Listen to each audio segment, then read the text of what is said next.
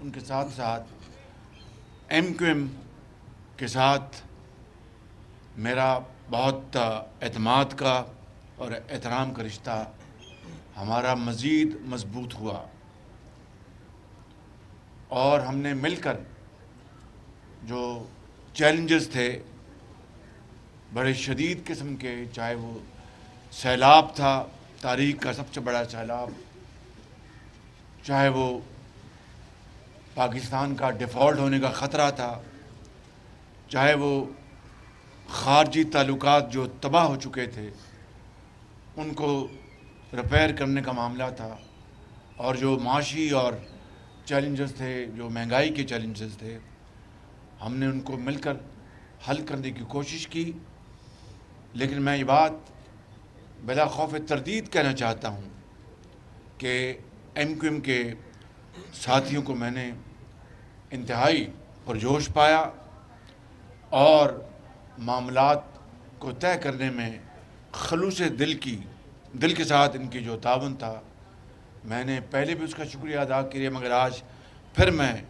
یہاں پر پبلکلی اس کا اظہار کرنا چاہتا ہوں۔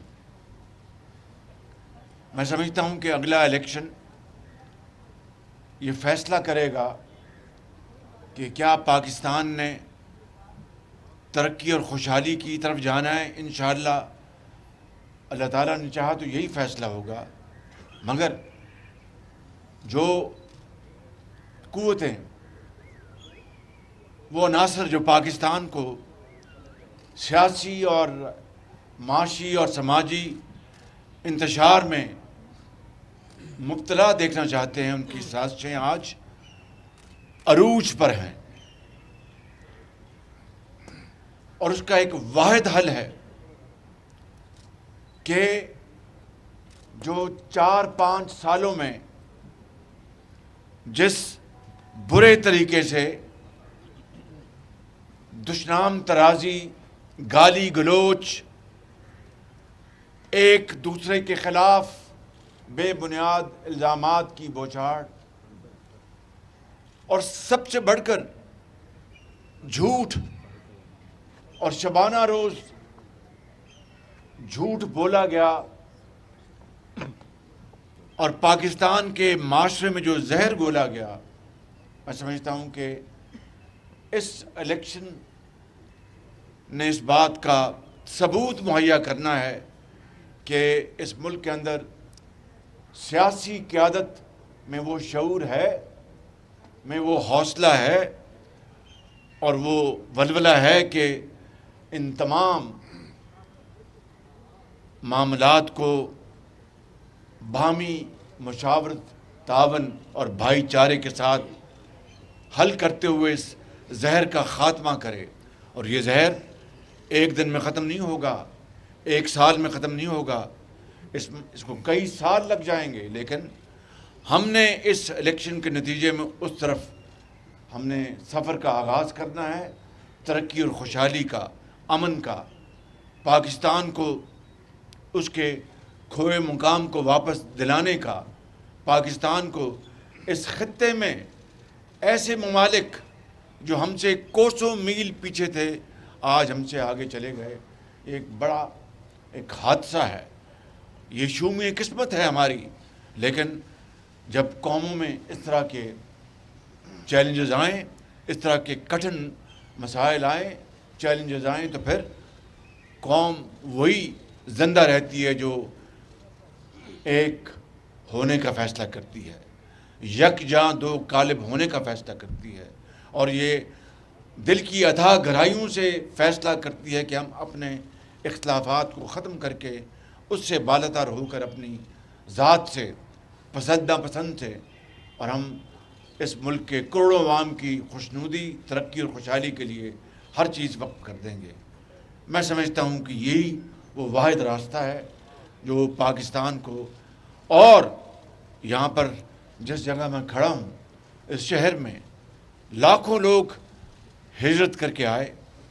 اور راستے میں ان کے پیارے شہید ہوئے، ماں اور بہنوں کے آنچل پھٹے، بڑی قیمت ادا کرنی پڑی۔ حضرت قائد نے جو خواب دیکھا تھا، لاکھوں لوگوں نے جام شہادت نوش کیا، تب پاکستان مارز وجود میں آیا۔ آج 76 سال بعد بھی اس شہر قائد میں ہم کھڑے ہیں۔ دل پہ ہاتھ رکھ کے بتائیں کہ کیا ہم نے اس خواب کی تکمیل کے لیے کیا کیا؟ افسوس سے کہنا پڑتا ہے کہ ہم وہیں کھڑے ہیں جو ہم 76 سال دائرے میں گھومتے رہے، لیکن it is never too late. اور میرا ایمان ہے کہ اگر ہم مل کر پاکستان کی تعمیر کے لیے، پاکستان کی ترقی کے لیے، 22 کروڑ عوام کی خوشحالی کے لیے، نوجوان نسل کو تعلیم کے زیور سے آراستہ پیراستہ کرنے کے لیے ان کے ہاتھوں میں کلاشنکوف نہیں بلکہ لیپ ٹاپ اور جدید علوم کی کتابیں ان کے ہاتھوں میں تھمائیں، تاکہ وہ بھی دنیا میں اور پاکستان کے اندر اپنے جوہر دکھائیں، یہ کام کوئی فرد واحد نہیں کر سکتا۔ یہ صرف اور صرف شراکت داری اور ٹیم ورک سے ہوگا۔ اور میرا ایمان ہے، اور یہ شہر کراچی میں آج صبح بھی میں نے پریسر میں کہا اور کل بھی، but I want to say even at the cost of reputation, کہ یہ پاکستان کا سب سے بڑا کماؤ شہر ہے۔ تجارت، صنعت کاری، کامرس، ٹریڈ، بینکنگ کا یہ مرکز ہے، شپنگ کا یہ مرکز ہے، کھربوں روپے جنریٹ کرتا ہے اور اربوں کھربوں ٹیکس دیتا ہے، لیکن آج بھی یہاں پر ٹینکر مافیا ہے، آج بھی یہاں پر سڑکیں ٹوٹی پھوٹی ہیں، پبلک ٹرانسپورٹ وہ چھکڑا بسیں ہیں جو کہ میرا خیال ہے کہ دور افتادہ علاقوں میں بھی شاید ایسی اس سے بہتر بسیں چلتی ہوں گی۔ میں کسی کے اوپر یہاں پر الزام تراشی کرنے نہیں آیا، کہنا یہ چاہتا ہوں کہ اس شہر کو اس کا حق ملنا چاہیے، اور اس کے لیے ہم سب مل کر، جتنے بھی اسٹیک ہولڈرز ہیں، مل کر کام کریں گے تو انشاءاللہ نہ صرف شہر قائد بلکہ اندرون سندھ بلکہ باقی صوبے اور آزاد کشمیر، گلگت بلتستان، یہ مل کر پاکستان کو عظیم بنائیں گے، یہ 22 کروڑ عوام۔ تو آج حاضری کا مقصد یہی تھا کہ آئیں مل کر ہم یہ فیصلہ کریں کہ ہم پاکستان کو عظیم بنائیں گے، اس شہر کو عظیم بنائیں گے۔ اور ایم کیو ایم یقیناً اس معاملے میں ہمارے پارٹنرز ہیں، بہت سنجیدہ پارٹنرز ہیں، اور جب میں نے بات عرض کر دی کہ جب 16 مہینے مجھے ملے تو مزید اعتماد حاصل کیا، اور میں سمجھتا ہوں کہ اسی رشتے کو ہم آگے لے کر چلیں گے، اور یقیناً مجھے امید ہے کہ یہ الیکشن کے نتیجے میں پاکستان کی قسمت بدلے گی، اس شہر کی قسمت بدلے گی، مگر یہ کام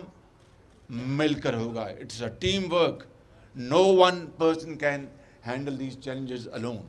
It has to be team work, it has to be through untiring efforts. آپ سب کا بہت بہت شکریہ، آپ کی بہت مہربانی۔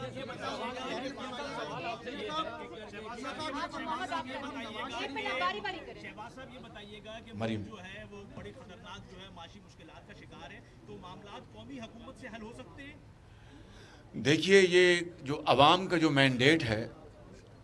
یہ اسی کے تابع سارے معاملات طے ہوں گے۔ عوام جس طرح کا مینڈیٹ دیں گے اسی طریقے سے نظام حکومت کو چلایا جائے گا۔ اچھا شہباز صاحب یہ بتا دیں، شہباز صاحب یہ بتا دیں، آپ نے شہر 2018 میں ایک شخص آیا تھا جس کے لیے نون لیگ کا موقف یہ تھا کہ وہ لاڈلا ہے، اور آج پھر وہی تاثر جو ہے وہ میاں صاحب کے بارے میں کہا جا رہا ہے، نون لیگ کا موقف کیا ہے؟ مجھے بتائیے کہ لاڈلا وہ ہوتا ہے جس کو اس کے سامنے اس کی بیٹی کو گرفتار کیا جائے؟ لاڈلا وہ ہوتا ہے جس کو جو 3 دفعہ وزیر اعظم بنا اس کو ہتھکڑیاں لگا کر اس کو اپنا پوری دنیا کے سامنے رسوا کیا جائے؟ لاڈلا وہ ہوتا ہے کہ جس نے تنخواہ نہ لی ہو اور بلیک ڈکشنری کے ذریعے بلیک ڈے کے طور پر وہ دن منایا جائے گا جب نواز شریف کو سزا دی گئی؟ لاڈلا وہ ہوتا ہے جس کو دن رات ایک ٹرائل کورٹ میں 100 دن اپنی بیٹی کے ساتھ وہاں پر حاضری دینی پڑی، اور ہفتے کا دن بھی شامل، اور رات کے 8 بج جائیں۔ لاڈلا وہ ہوتا ہے جو عدالتی حکم کے باوجود بھی عدالت میں پیش نہ ہو اور اس کو کہا جائے ویلکم سر، اور کیا good morning, good to see you, and good luck, वो होता है लाडला। बहुत शुक्रिया। मियां साहब ये बता दें, आपने इस शहर को हुकूक दिलाने की बात की, आप मुस्लिम लीग नून के बारे में ये तासुर है कि जब भी इलेक्शन आते हैं तो नून लीग को कराची याद आ जाता है, इस बारे को आप कैसे, अब फिर इलेक्शन का माहौल है, फिर नून लीग कराची में आ गई। भाई मेरा ख्याल है कि आप 16 महीने का जो अरसा भूल गए। मैं कराची में रहता था, और कहाँ रहता था मैं, कई दफ़ा उस ज़माने में यहाँ पर आया, एक दफ़ा नहीं कई मरतबा बतौर वज़ीर आज़म। खुदारा ज़रा हक़ाइक़ सामने रख कर बात करें। बहुत शुक्रिया, थैंक यू वेरी मच।